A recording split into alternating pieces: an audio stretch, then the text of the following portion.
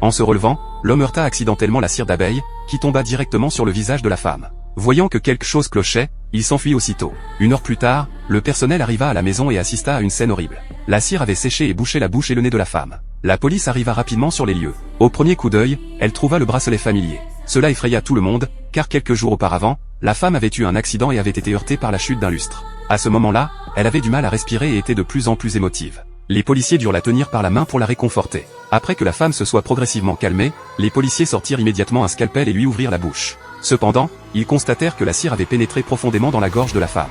Si elle n'était pas soignée rapidement, elle risquait de suffoquer et de mourir. La police a immédiatement retiré le tube respiratoire et l'a rapidement inséré dans la gorge de la femme. Elle a ensuite immédiatement mis un masque à oxygène.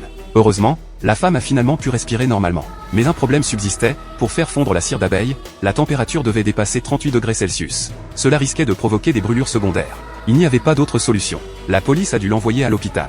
Mais alors qu'ils s'apprêtaient à quitter leur poste, ils ont découvert par hasard que le bracelet de la femme était tombé par terre.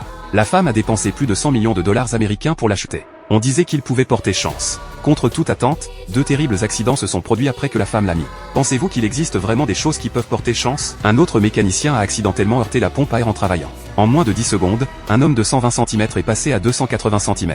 Il a immédiatement appelé la police. Celle-ci est arrivée rapidement sur les lieux. Heureusement, son collègue l'a trouvé à temps et a fermé la valve d'air. Les policiers ont lentement maintenu l'homme à l'écart.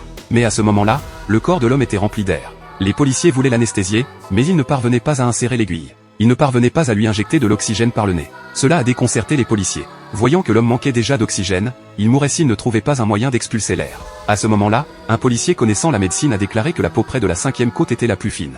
Il a donc sorti une aiguille renforcée et l'a insérée avec succès dans le corps de l'homme pour expulser l'air. Au bout d'un moment, l'homme a également repris une respiration normale.